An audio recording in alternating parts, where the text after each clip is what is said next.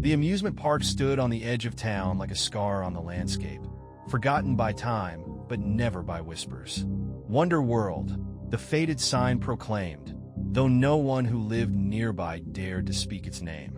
The gate had been locked for decades, overtaken by rust and tangles of ivy. Yet the legends persisted, of children vanishing, of strange noises at night, and of a shadowy owner whose ambition consumed more than just his fortune. That night, the protagonists stood before the gate, their flashlight cutting through the gloom. The world around them was eerily quiet. Even the wind seemed to hold its breath, as if the park demanded silence. "I shouldn't be here," they muttered, their voice swallowed by the oppressive darkness. But they couldn't turn back. The stories had always called to them, a mix of curiosity and something deeper, a gnawing feeling that this place held answers they didn't know they were looking for. With a deep breath, they pressed against the gate. It gave way far too easily, the chains and padlock clattering to the ground as if eager to let them in. The moment they stepped inside, the air changed. It felt thick, heavy, and strangely alive. The flashlight beams swept over overgrown pathways and broken-down rides. The skeletal remains of roller coasters loomed in the distance, their tracks twisted and buckling under years of neglect. A Ferris wheel stood motionless, its carriages swaying gently despite the stillness of the air. As they ventured further, the eerie quiet was broken by a faint sound. It started as a distant hum, almost too low to hear, and then grew louder, a slow, haunting melody carried by an unseen calliope. It drifted through the air, a hollow, off-key tune that made their skin crawl. The protagonists turned sharply, their heart pounding. They were sure they had seen movement, a shadow darting between two broken-down food stalls. But when they shone their flashlight in that direction, there was nothing there. Just the remnants of a popcorn machine, its glass shattered, and the words "freshly popped" faded on the side. "Hello," they called out, the word trembling in the night. No response. But as they stood there, the faint sound of children's laughter echoed through the park. It was distant at first, then closer, bouncing from one direction to another as though the air itself carried the sound. The laughter was playful, but tinged with something wrong, something hollow. The protagonist's grip on the flashlight tightened. They scanned the area again, their beam catching the peeling paint of the merry-go-round. The once bright colors of its horses had faded into muted shades, their manes chipped and cracked. Then, without warning, the carousel creaked to life. Its lights flickered on, casting an eerie glow over the surrounding area. The painted horses began to move, their weathered faces bobbing up and down. The music that accompanied it was warped and strained, the cheerful notes bending into a haunting dirge. The protagonist froze. There was no electricity here. The park had been abandoned for decades. And yet, the carousel turned. The carousel continued its ghostly spin, the hollow music growing louder. The protagonist took a step back, their chest tight. Something wasn't right. More than just the park itself, more than the stories. It felt as though the park was alive, watching, waiting. The laughter came again, this time louder, clearer. It wasn't far now. It echoed in their ears, teasing and mocking. Against their better judgment, they followed the sound, their footsteps crunching over broken glass and debris. The path led them to the entrance of the mirror maze. The structure loomed ahead, its once shiny surface dulled by grime and streaked with dirt. The sign above the entrance read "Hall of Reflections" in faded lettering, and the garish clown painted beside it had long since begun to peel, revealing splintered wood beneath. The laughter seemed to come from inside. "Nope, nope, nope, nope," they muttered to themselves, taking a step back. But the park had other ideas. The sound of grinding metal made them whirl around. Behind them, the gate to the park had slammed shut. The clinking of a heavy chain being dragged echoed in the distance. When they turned back to the mirror maze, the entrance seemed wider, darker, as though daring them to enter. With no other choice, they stepped inside. The air was cooler here, almost damp. The flashlight's beam bounced erratically off the mirrors, creating endless corridors that stretched into infinity. Every step they took was accompanied by the faint creak of the wooden floor beneath them. Their own reflections stared back at them from all sides, warped and twisted by the uneven glass. Some mirrors stretched their figure into a towering monstrosity. Others shrank them into a grotesque caricature. And then they saw it, a shape in the distance, blurred by the mirrors but unmistakably human. It darted out of sight the moment the flashlight caught it, moving deeper into the maze. "Hey, who's there?" they called, their voice trembling. The only response was the sound of footsteps echoing in the distance. They weren't sure if the footsteps belonged to the figure, or to someone or something else. As they rounded a corner, their beam caught something unexpected. In one mirror, their reflection wasn't distorted. It looked normal to normal. They froze, staring at it. Their reflection tilted its head, but they hadn't moved. It smiled, the expression wide and unnatural. A low chuckle came from the mirror, and their reflection mouthed two words, its voice echoing in their mind. "Turn back." The mirror shattered. The sound of shattering glass rang out like a gunshot, and the protagonist instinctively shielded their face. When they lowered their arm, the broken mirror was gone. In its place stood an unbroken wall of pristine glass, reflecting the endless corridors of the maze. Their breath came in ragged gasps, the flashlight trembling in their grip. The laughter returned, echoing from all directions. It was louder now, shrill and childlike, but distorted, as if the park itself was trying to mimic joy and failing miserably. They turned in circles, scanning for the source of the sound, but all they found were reflections upon reflections, fragments of themselves stretching into infinity. "Just keep moving," they muttered, their voice shaking. "It's all tricks. It's all just tricks." But the mirrors had other ideas. As they moved deeper into the maze, the reflections became stranger. In one mirror, they saw themselves as a child clutching a balloon. In another, they were older, their face lined with age and sorrow. The images flickered and shifted, each one more unsettling than the last. Then came the whispers, soft at first, like a breeze brushing against their ear. "Do you remember?" a voice murmured, low and intimate. They froze, their stomach twisting. The voice was familiar, though they couldn't place it. "Who's there?" they demanded, their voice cracking. The mirrors answered. Their reflections stepped forward in unison, as if every version of them had suddenly come alive. They stared in disbelief as their own faces grinned back at them. Wide, unnatural smiles that stretched too far. The reflections raised their hands in unison, pointing toward a dark corridor ahead. "No," they whispered, backing away. "I'm not going that way." The reflections didn't move, their glassy grins frozen in place. But the whispers grew louder, overlapping and echoing through the maze. "Remember, remember, remember." Against every instinct, they turned toward the dark corridor. The flashlight beam flickered as if struggling to keep up, casting jittery shadows that danced along the walls. The laughter faded, replaced by a low, rhythmic creaking sound. It came from ahead, growing louder with every step. The corridor opened into a small room, its walls lined with shattered mirrors. In the center stood an old rocking horse, its paint peeling and one of its wooden eyes missing. It swayed gently back and forth, though there was no breeze to move it.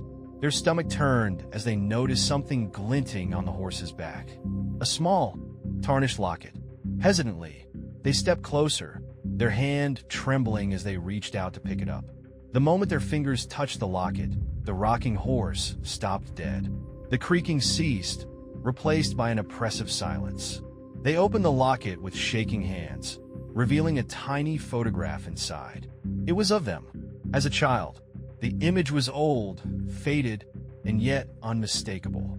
They were standing in front of the carousel, smiling brightly. But what chilled them to the core was the shadowy figure looming in the background, tall, thin, and featureless, its hand resting on their shoulder. A cold shiver ran down their spine as they stared at the photograph, their mind racing. They didn't remember this. They'd never been here before, had they? A loud crack snapped them out of their thoughts. The rocking horse splintered down the middle, and from the jagged crack oozed a thick, black liquid that reeked of decay. The liquid pooled on the floor, spreading quickly, and the whispers returned, louder and more frantic. Remember, remember. The liquid began to bubble, and something started to rise from it, long, spindly arms and a featureless head. The same figure from the photograph. Panic surged, and they bolted for the corridor, the flashlights swinging wildly. The maze shifted around them as they ran, the walls closing in and twisting. The laughter returned, but it was different now. Deeper, guttural, laced with malice. Their legs burned as they sprinted, their lungs screaming for air. Every turn brought another impossibility. Corridors that led nowhere, mirrors that showed scenes of their past, rooms that folded into themselves. It was as though the maze was alive, its sole purpose to trap them. Finally, they stumbled into another room. This one was vast and circular, the walls lined with mirrors that stretched from floor to ceiling. In the center was a large, ornate frame, empty and glowing faintly with a soft, golden light. The whispers quieted as they stepped toward it, the air heavy with anticipation. They stared into the frame, their reflection shimmering faintly in the golden glow. But then, as they watched, the reflection began to change. Their face contorted, their features twisting into something unrecognizable. Eyes too wide, teeth too sharp, skin cracked and peeling. "No," they whispered, backing away. But the reflection reached out, its hand breaking through the glass. The golden light dimmed, replaced by an inky blackness that seeped into the room like smoke. The figure emerged fully, towering over them. Its mouth split into a grotesque grin as it whispered, "You've always been here." The room collapsed into darkness, of shadows. The blackness felt endless, a suffocating void that pressed against the protagonist's chest. They gasped for air, struggling to find something, anything, to hold on to. Then, faintly at first, the sound of the calliope returned. Its warped tune twisted through the darkness, growing louder, more insistent. Their feet hit solid ground. The darkness receded, pulling back like a curtain to reveal the carousel. It stood in the middle of a desolate clearing, its lights flickering erratically. The painted horses spun in slow, agonizing circles, their chipped faces twisted into grotesque grins. The protagonist took a shaky step forward, their legs trembling beneath them. The air was thick with the metallic scent of rust and decay. The carousel's music faltered, a jarring screech replacing one of the notes. Something moved in the shadows beyond the carousel, a fleeting figure that disappeared before they could focus on it. "Who's there?" they called out, their voice cracking. The only response was the creak of the carousel as it picked up speed, the lights flickering faster in rhythm with the haunting tune. A shadow darted past them, brushing against their arm. It was cold, so cold it burned. They stumbled back, clutching their arm, only to find themselves face to face with one of the horses. Its head had turned toward them, its empty eyes staring. The horse's mouth opened slightly, the sound of grinding wood filling the air as it whispered, "Ride." The word sent a jolt of terror through them. They stepped back, shaking their head, but the carousel seemed to close in around them. The shadows thickened, pressing closer, until the only way forward was onto the ride. Reluctantly, they climbed onto the nearest horse, its body cold and sticky beneath their hands. The carousel lurched into motion, jerking them backward as it began to spin faster and faster. The world blurred around them, the flickering lights streaking into long, dizzying trails. The music grew louder, its notes spiraling into chaos. The other horses moved unnaturally, their heads twisting and jerking as though trying to shake free from the poles that bound them. Some opened their mouths, emitting guttural, animalistic growls. The protagonists gripped the pole tightly, their knuckles white. "Stop! Let me off!" they shouted, but their words were swallowed by the deafening noise. Then the world around them changed. The carousel no longer spun in a desolate clearing. Instead, they were surrounded by the park as it had once been, bright, bustling, alive. Families wandered among the attractions. Children laughed as they rode the spinning teacups, and the smell of cotton candy and popcorn filled the air. For a moment, they thought they'd escaped the nightmare. But then they noticed the faces. The children's laughter was hollow, their expressions frozen in eerily perfect smiles. The parents moved like marionettes, their jerky movements unnatural, their glassy eyes unseeing. One of them turned toward the protagonist, and they saw their face more clearly. It was smooth, featureless, like a porcelain doll. The carousel slowed, and the protagonist jumped off, stumbling into the surreal scene. The air felt wrong, too warm, too thick. They pushed through the crowd, trying to avoid the hollow stares of the figures around them. "Excuse me," they said to a man in a bowler hat. "Can you?" The man's head twisted toward them with a sickening crack. His smile widened impossibly, and his voice came out in a sing-song tone. "Stay with us. You'll love it here." They recoiled, tripping over a child who was sitting cross-legged on the ground. The boy's head snapped up, and he grinned with teeth far too sharp. "It's your turn," he whispered. The world around them began to melt. The colors of the park bled together, the laughter warping into screams. The figures in the crowd twisted and stretched, their limbs elongating, their faces distorting into monstrous forms. The protagonist ran, their legs heavy as though the ground itself was trying to hold them back. They stumbled past rides that were decaying before their eyes, the vibrant colors peeling away to reveal rust and rot. The carousel loomed ahead once more, spinning faster than ever. Its lights pulsed like a heartbeat, and the shadows around it grew thicker, writhing like living things. A voice boomed from the darkness, deep and resonant. "You can't escape. Not now. Not ever." The shadows surged forward, and they felt hands, cold, clawed hands, grabbing at their arms, their legs, pulling them toward the carousel. They screamed, thrashing against the invisible grip, but it was too strong. The world spun as they were dragged onto the platform. The carousel jolted into motion again, its speed relentless. The lights around it blazed brighter and brighter until everything dissolved into white. And then silence. When they opened their eyes, they were lying on the ground in the center of the park. The carousel stood motionless once more, its horses staring blankly into the void. The park was silent, save for the faint hum of the calliope in the distance. But something had changed. They could feel it deep in their bones. They were still in the park, and the park wasn't done with them yet. The stillness of the park was deafening, an unnatural void that made the protagonist's breathing sound thunderous in their ears. The carousel loomed behind them, eerily quiet now, its chipped horses frozen mid-gallop.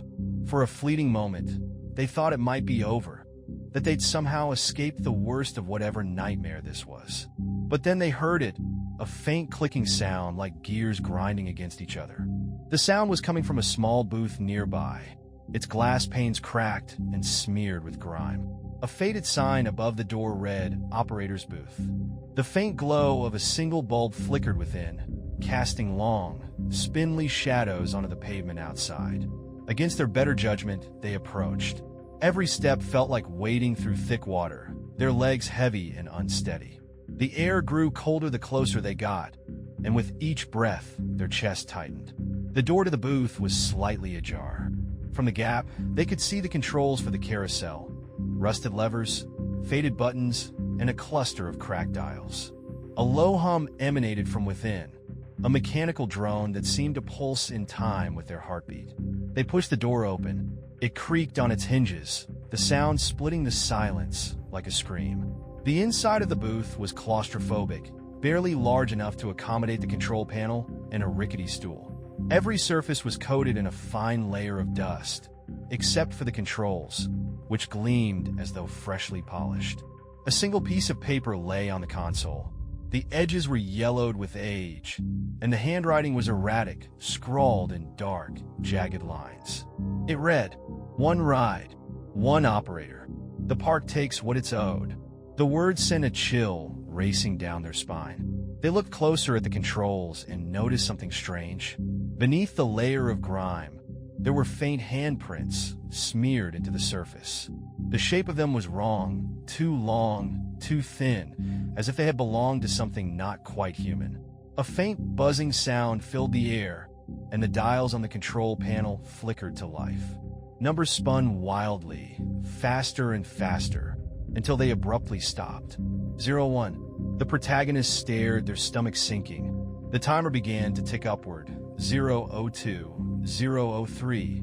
Its pace steady, relentless. They didn't know what would happen when it reached its limit, but every instinct screamed that they needed to stop it. Their hand hovered over a large red lever labeled Emergency Stop. They hesitated, unsure if pulling it would help or if it would make things worse.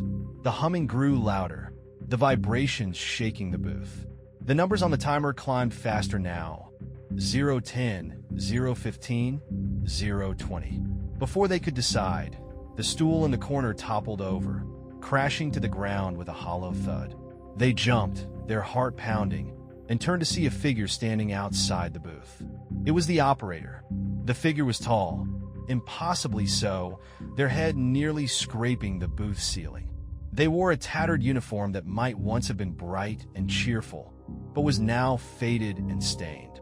Their face was obscured by a mask, a grotesque imitation of a clown's grin, its smile twisted unnaturally wide. The mask's eyes were empty sockets, and yet they felt piercing, as though they could see straight through the protagonist. The operator raised a hand, their long fingers tapping rhythmically against the booth's glass. Top, top, top. Each tap sent a jolt through the protagonist's chest, their heart racing in sync with the sound. They stumbled back, their hands slamming into the control panel. The red lever shifted slightly under the pressure, and the operator froze. Their head tilted slowly, their movements jerky, like a broken animatronic. Then, they stepped closer, their tapping now a relentless pounding on the glass. The protagonist panicked, grabbing the lever and yanking it down with all their strength. The booth went silent. For a moment, the world seemed to hold its breath. The operator stood still, their head tilted at an unnatural angle, as if listening. Then, they stepped back into the shadows, vanishing as suddenly as they had appeared. But the silence didn't last. The timer on the control panel began to count down. 10, 9, 8. The hum of the machinery returned, louder and more menacing than before. The entire booth trembled, the light bulb above flickering wildly. The door slammed shut, trapping them inside. No, no, no, they screamed, pounding against the glass.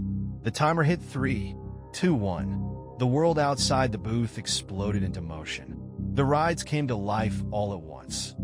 The Ferris wheel spun violently, its carriages swinging like pendulums. The roller coaster roared to life, its cars careening off broken tracks. The carousel screamed as it turned, its horses twisting and snapping at each other. The protagonist screamed as the booth itself began to rise, lifted by unseen forces. It climbed higher and higher, the park shrinking below them into a chaotic blur of lights and movement. The air grew colder, thinner, until they could barely breathe. Then everything stopped. The booth hung suspended in midair, surrounded by endless darkness. In the distance, faint voices began to whisper. They were soft at first, indistinct, but soon they grew louder, overlapping, merging into a single, deafening chorus. You're part of the park now. The booth plummeted. The fall felt endless. The booth plummeted through darkness, the walls vibrating violently as the voices outside grew louder, more discordant. The protagonists clung to the edges of the console, their knuckles white, teeth clenched against the gut-wrenching sensation of free fall. Then, with a bone-jarring thud, the booth hit solid ground. The impact sent them sprawling, their heads smacking against the floor. For a moment, their vision blurred, and the world spun. When they pushed themselves up, the booth was gone. They were sitting in the middle of a grand theater. The space was massive, its walls lined with thick, velvet drapes in deep crimson that seemed to absorb the dim light. Rows of ornate, gilded chairs stretched into the shadows, their cushions tattered and worn. The stage before them was enormous, illuminated by a single, blinding spotlight. Something about the stage drew their gaze like a magnet. It was empty, too empty. The kind of emptiness that felt deliberate, as though something should be there. A soft, rhythmic creak echoed through the theater, the unmistakable sound of wood under strain. The protagonist's breath hitched as they spotted movement above the stage. A figure dangled from the rafters, limp and lifeless, suspended by a tangle of strings. The spotlight flickered, and the figure jerked upward, its arms and legs snapping into place like a puppet being yanked to life. Its head lolled unnaturally, hanging at an angle that made it impossible to see its face. Slowly, it began to descend, the strings pulling it downward with agonizing precision. When it landed on the stage, the puppet straightened, its movements sharp and mechanical. It was humanoid in shape, but its proportions were wrong. The arms were too long, the joints unnaturally angled. Its head, still tilted, was covered by a porcelain mask painted with a grotesque grin. The protagonist tried to move, to back away, but their body refused to obey. It was as if the air itself had turned solid, pinning them to the spot. The puppet turned its head toward them, its blank eyes locking onto theirs. "Welcome," it said, its voice a hollow, echoing rasp. The strings above it twitched, pulling its arms upward in an exaggerated gesture of greeting. "What do you want?" the protagonist stammered, their voice barely above a whisper. The puppet tilted its head, the motion sharp and sudden. "Want?" it repeated, the words stretching unnaturally, twisting in tone. "This isn't about what I want. It's about what the park wants." The protagonist's chest tightened, their mind racing. "I'm not staying here. I'm leaving." The puppet's laughter was hollow and grating, like nails on a chalkboard. It raised one hand, and the strings above it shimmered, spreading out like a web. Each thread glistened faintly in the dim light, stretching upward into the darkness where they disappeared. "You don't understand," the puppet said, its grin seeming to widen. "You already belong to the park. You're part of the show." The strings above the stage trembled, and the air was suddenly filled with the sound of footsteps. Figures emerged from the shadows, stepping into the rows of empty seats.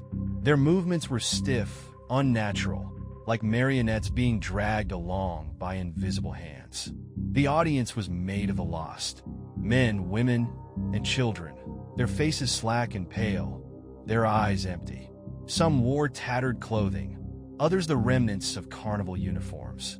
Each of them sat silently, their heads turning in unison to face the protagonist.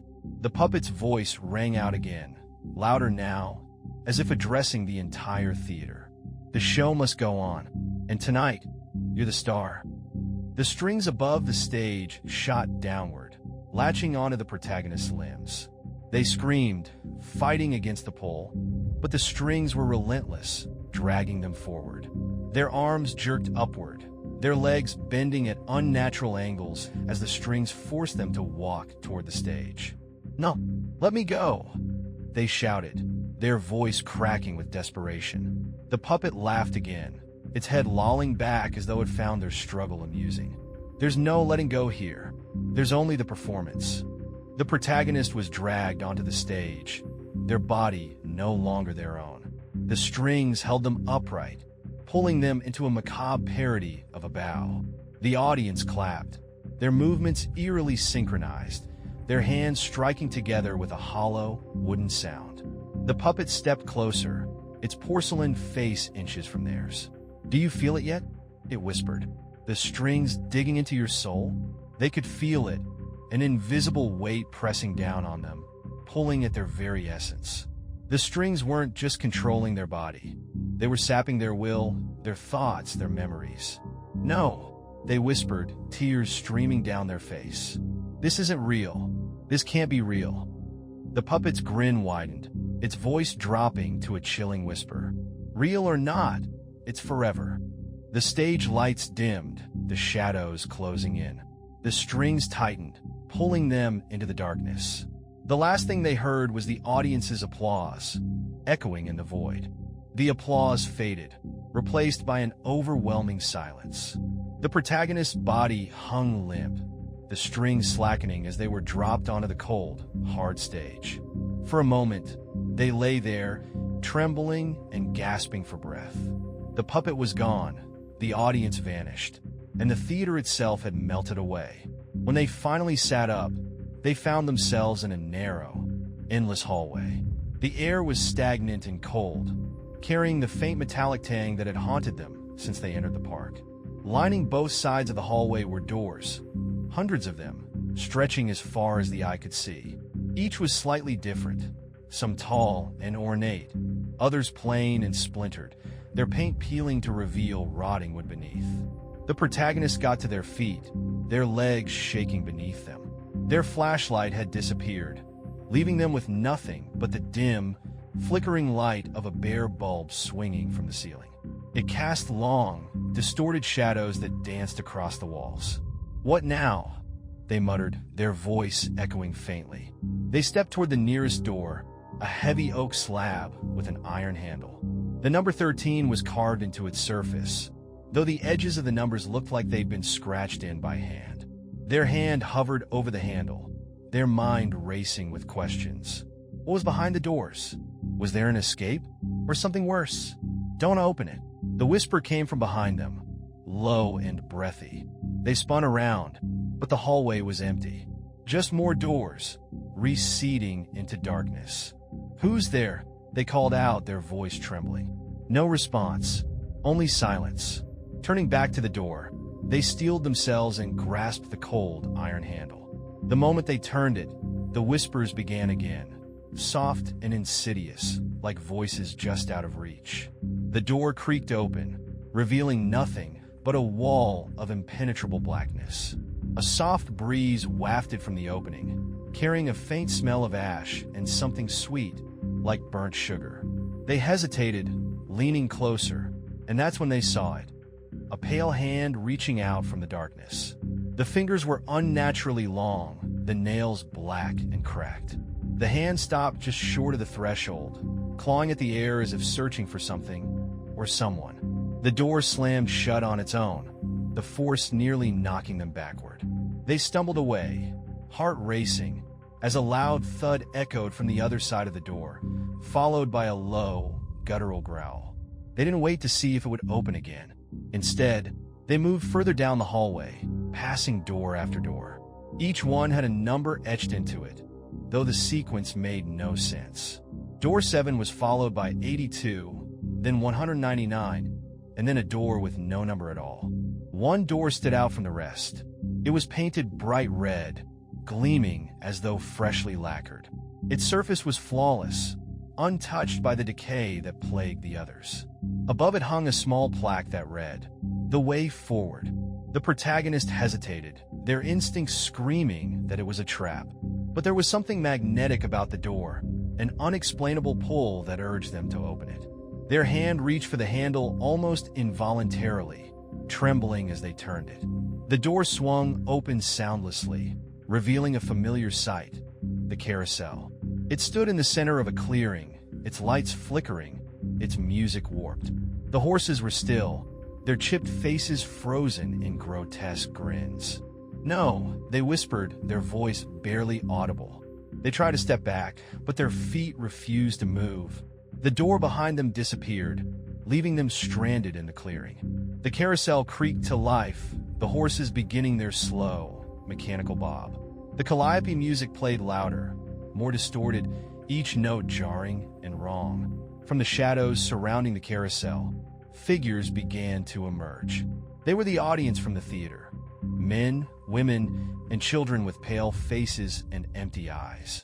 They moved with the same jerky, unnatural gait, their heads tilting in unison as they turned to face the protagonist. "You came back," one of them said, its voice flat and lifeless.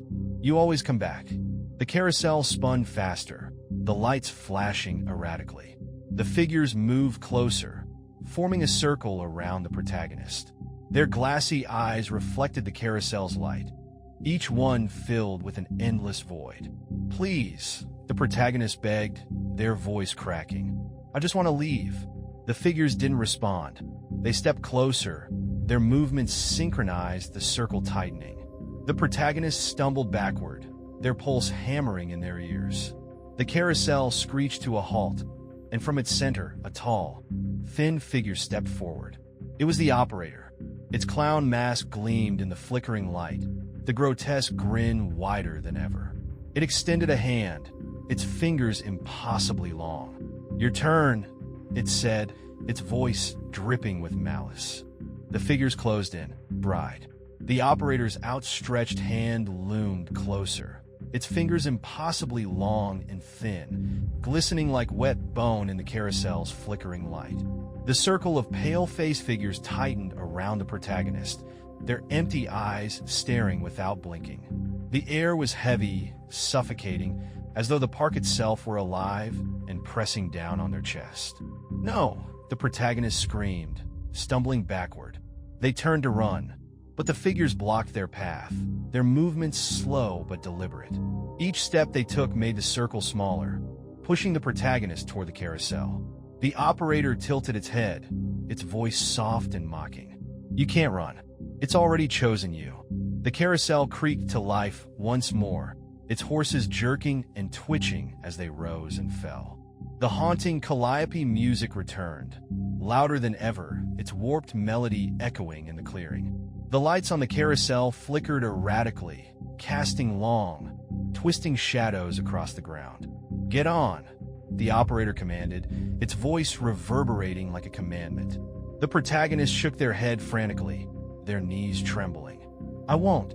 You can't make me." The operator laughed, a hollow, rattling sound that seemed to come from everywhere at once. It stepped closer, towering over them, its grotesque mask tilting downward. "You've been riding all along. You just don't remember."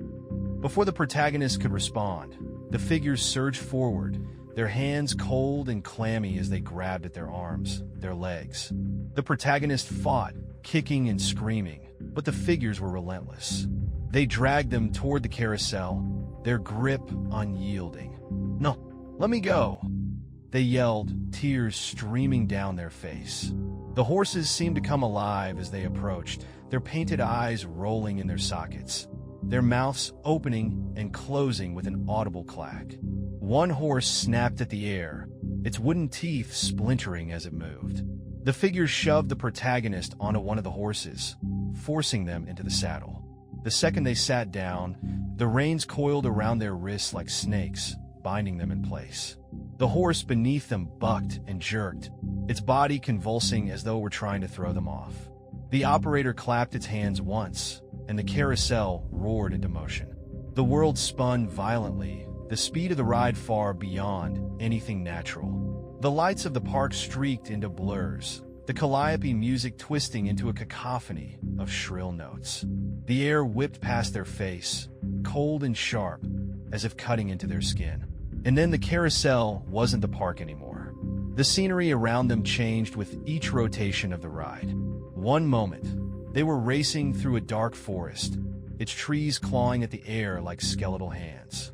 The next, they were surrounded by an endless carnival, the laughter of unseen children echoing in their ears. On the next turn, they were in a void, an expanse of endless black, punctuated by faint, flickering lights that looked like stars. Shadows moved between the lights, their shapes impossible to define, their voices whispering words the protagonist couldn't understand. "Stop this," they screamed, their voice barely audible over the deafening noise. "I don't belong here." But the carousel didn't stop. It spun faster, the scenes around them blending into a kaleidoscope of terror. Their mind reeled, overwhelmed by the impossibility of it all. The reins around their wrists tightened, biting into their skin. They pulled against them, but the harder they struggled, the tighter they became. And then everything went still. The carousel halted abruptly, the momentum throwing the protagonist forward. They hung limply in the saddle, their breath ragged. The world around them was silent, the air thick with an unnatural stillness. Slowly, they raised their head. The carousel was gone, replaced by a barren, featureless plain. The ground beneath them was a pale, cracked surface that stretched endlessly in all directions. The sky was a void, a flat expanse of dark gray with no stars or clouds. In the distance, they saw a figure standing motionless. It was tall and thin, its body indistinct, as though it were made of smoke. The reins around their wrists fell away, dissolving into ash. Tentatively, they climbed off the horse, their legs shaking as they stood on the cracked ground. They turned toward the figure, drawn to it by a force they couldn't explain. As they approached, the figure's shape became clearer. It wasn't smoke, it was made of strings. Hundreds of them, intertwined and shimmering faintly, stretching up into the sky where they disappeared into the void. The figure raised its head, and though it had no face, they felt its gaze pierce through them. A voice echoed in their mind, soft and cold. "You've seen the park. You've ridden its rides. Now, you must pay the price." "I didn't ask for this," the protagonist said, their voice trembling. "I didn't want any of this." The figure tilted its head, the strings rippling like water. "You entered. That is enough. The park chooses its guests." The strings began to unravel, stretching toward them like grasping hands. They stumbled backward, their pulse racing, but there was nowhere to run.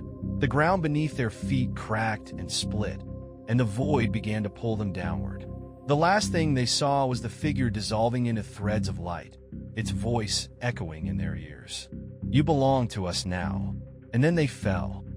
The descent felt endless. The protagonist tumbled through darkness, their screams swallowed by the void. The air around them was thick and suffocating, pressing against their chest like a vice. They clawed at nothingness, desperate to stop the fall, but the sensation of weightlessness persisted. Then, without warning, they hit solid ground. The impact sent a jolt of pain through their body, and they lay still for a moment, gasping for air.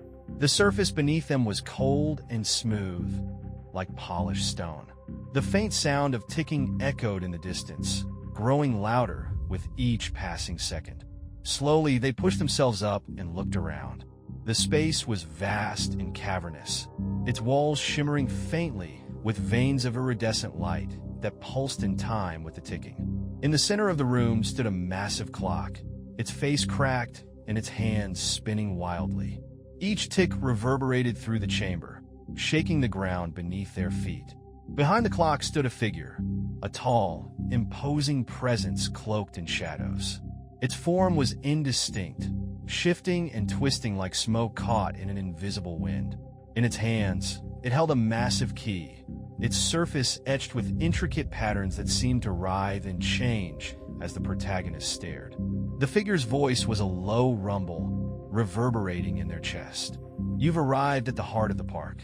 If you make it this far." The protagonist swallowed hard, their throat dry. "What is this place? What do you want from me?" The figure stepped closer, its movements fluid and unnatural. "This is the mechanism, the core of Wonderworld. Everything begins and ends here." The clock behind the figure groaned, its hands slowing as the ticking grew heavier.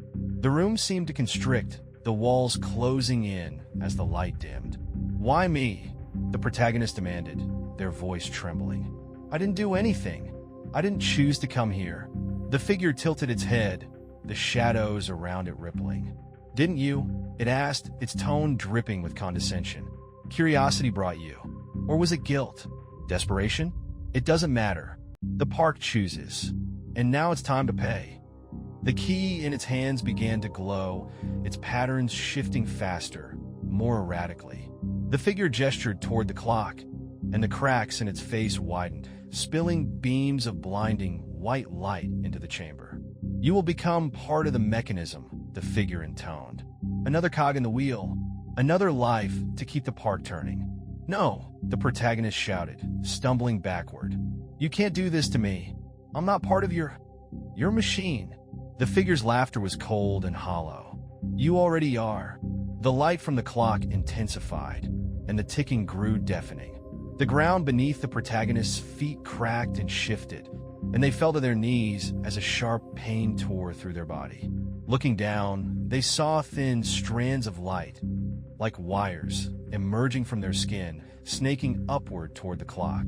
They tried to pull away, but the strands only grew thicker, rooting them in place.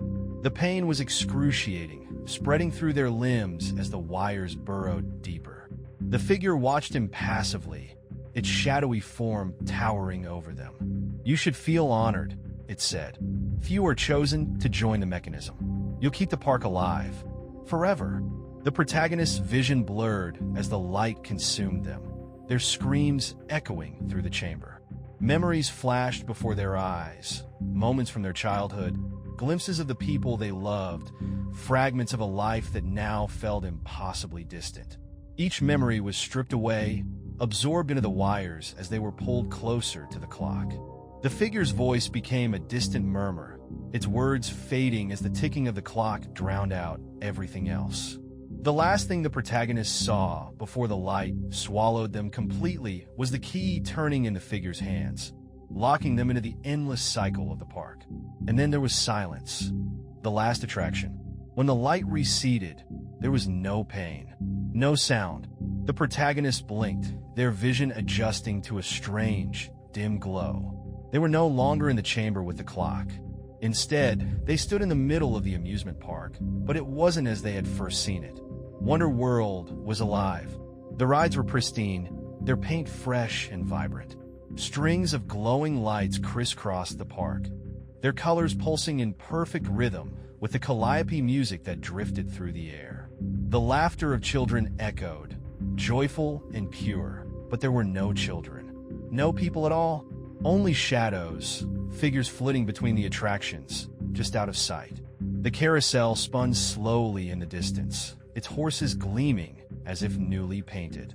The Ferris wheel towered overhead, its carriages swinging gently. But the air carried an oppressive weight, as though the park itself was watching, waiting. The protagonists staggered forward, their legs unsteady. Something felt wrong off. They glanced down at their hands and froze. Their skin was pale, waxy, with faint lines running through it like cracks in porcelain. When they flexed their fingers, they moved stiffly, unnaturally. "No," they whispered, shaking their head. "No, no, no." Their reflection appeared in a nearby puddle, and the sight made their stomach turn. Their face was there, but it was hollow, lifeless.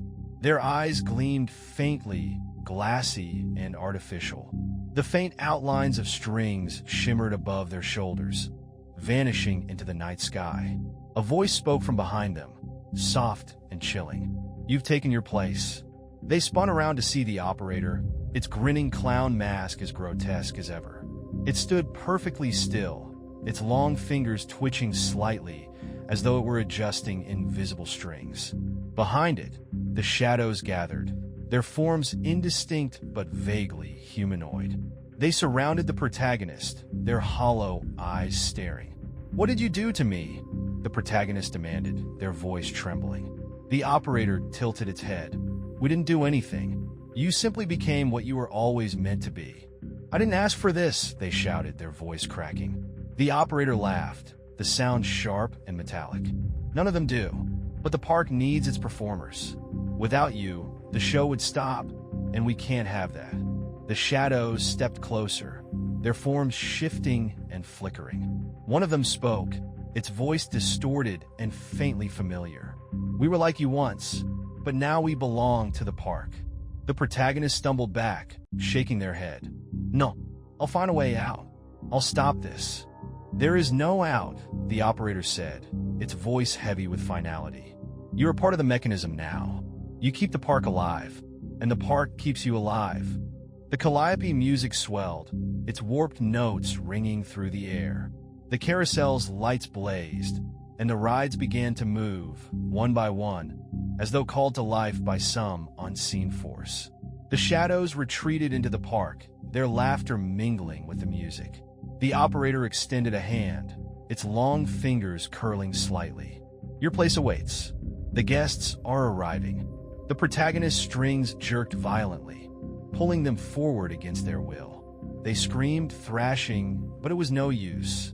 The strings dragged them toward the carousel, which now spun faster, its lights flickering erratically. The horses twisted and bucked, their eyes glowing as though they were alive. As the strings tightened, pulling them onto the carousel, the operator's voice echoed in their ears.